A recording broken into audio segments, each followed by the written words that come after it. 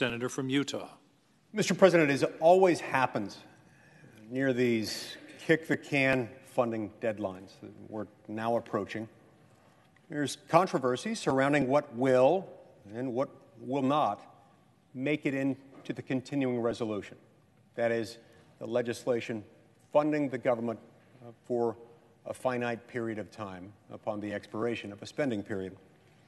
In the House of Representatives, the debate and the controversy continued late into last night and may well still continue later today.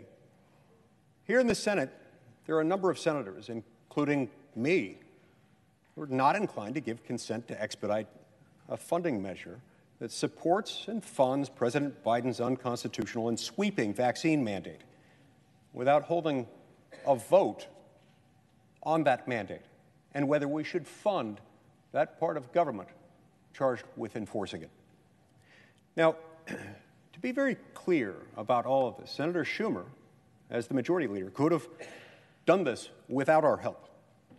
If he had started this process weeks ago or even days ago, he could have held votes and passed this resolution without needing to ask for the help of those of us who feel this way, who are not inclined to help him do it.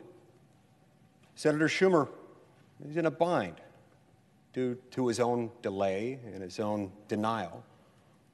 He's asking all of us to help him. Now, I've offered a very simple solution, a very reasonable solution. I'm not asking that a poison pill or a pet project be included. No, I'm not asking for dramatic reforms or draconian cuts. Far from it. I just want to vote on one amendment. I want the members of this body to go on record on whether they support funding in this bill President Biden's vaccine mandate. The American people have a right to know through our votes where we stand, and where we stand in connection with this bill on a germane amendment, one that pertains to that. A simple up or down, yes or no, simple majority vote. That's all I'm asking. Now, let me first explain a little bit about the recent history of this situation. Well, those involved in this effort have been accused by many in elected office and in the press of brinksmanship. We've been nothing but consistent and clear and open about our position for weeks now. In fact, for a month. On November 3rd, a group of senators, 15 of us in fact, declared our intentions, sending this letter to Senator Schumer. And in this letter, we made very clear that we, quote, will not support and will use all means at our disposal to oppose legislation that funds or in any way allows the enforcement of President Biden's employer vaccine mandate, close quote. Now, 15 senators have signed this letter. And there it is, right there in black and white, the words that I just read in that letter from a month ago. The letter, again, written back at the beginning of November, specifically mentions this funding deadline, the one we're now approaching, the one that's hitting us tomorrow night, as one for Senator Schumer and our colleagues to be aware of, and we made our intentions clear. We did so out of courtesy to the majority leader and to those we represent, to the American people, those who will be affected by these matters. And now, as a matter of political convenience, he and others are saying that their unwillingness to come to the table, which is the reason we're now approaching the deadline without an agreement, somehow amounts to an act of brinksmanship on our part. That portrayal is disingenuous, and it's wrong. After running out the clock, knowingly, deliberately, not coming to the table to negotiate and ignoring our clear public position, Senator Schumer is now accusing us of wanting to shut down the government because we refuse to help him cram through a bill that we've already explicitly stated we're against. We're providing every opportunity to avoid a shutdown. And all we ask for is a simple up or down vote. Now, I stand by the commitment I made, not to support or grant consent to pass or expedite a measure that funds, supports, or allows for the enforcement of the President's vaccine mandates. Now, it's true that the U.S. Court of Appeals for the Fifth Circuit has issued an order halting enforcement of the OSHA mandate, and that OSHA has temporarily halted the enforcement of that particular mandate. That does not in any way remove our obligation here in Congress to protect our constitutional role and to prevent unconstitutional measures, laws, and regulations from afflicting the American people. We still don't know the final outcome of that litigation. And in any event, we have an independent responsibility, constitutionally and morally, to make sure that what we do here has our oversight and that we don't spend money on things that most Americans find abhorrent. Each of us did, in fact, swear an oath to the Constitution, and the Constitution does not grant the federal government the authority to implement a mandate of this sort. It just doesn't. You can search it, you will not find that authority. The Constitution certainly does not grant the President of the United States the authority to implement such a mandate without the explicit authorization of the people's elected lawmakers in Congress. Make no mistake, this mandate is not only immoral, it's also unconstitutional.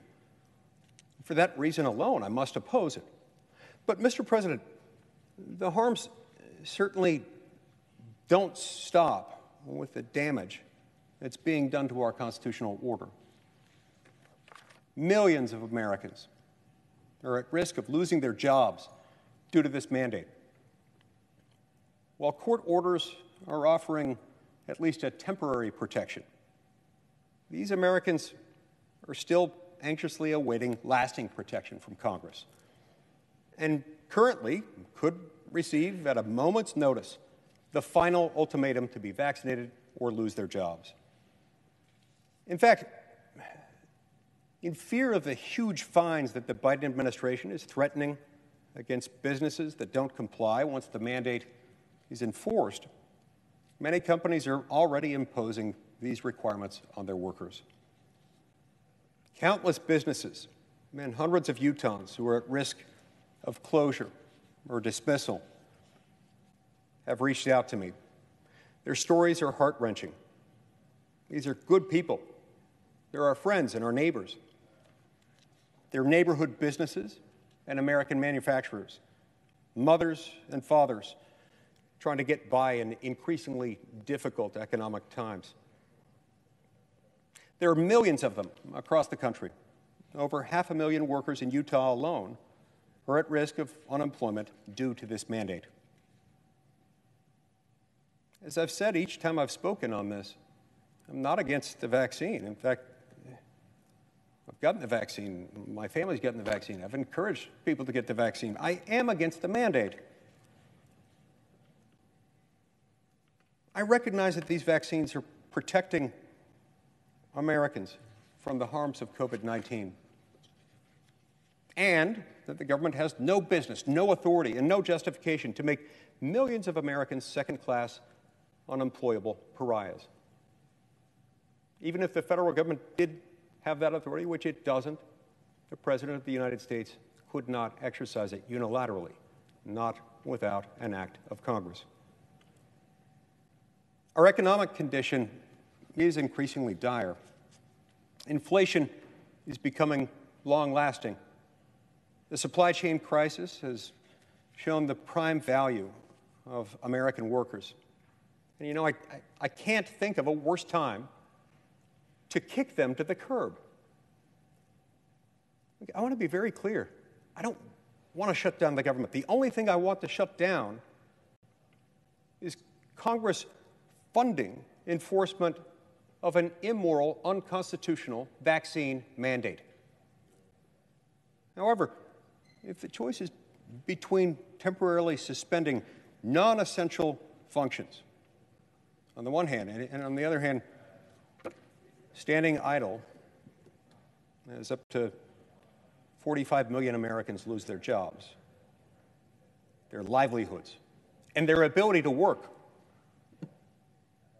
I'll stand with American workers every time. That's not a close question. So, Mr. President, I stand with American workers throughout Utah and across America. I stand with moms and dads needing gifts and paychecks before the holidays. I stand by what I and others committed to as our word. That word given a month ago without response. I won't support a continuing resolution that funds President Biden's grievous, immoral, unconstitutional vaccine mandate.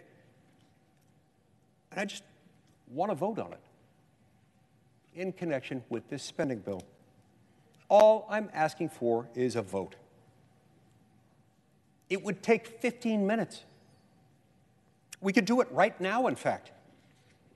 If Senator Schumer wants to avoid this vote so badly that he will shut down the government rather than hold it, he should explain why. We can fix this situation right now. Let's hold a vote. Let's hold it right now. Thank you, Mr. President.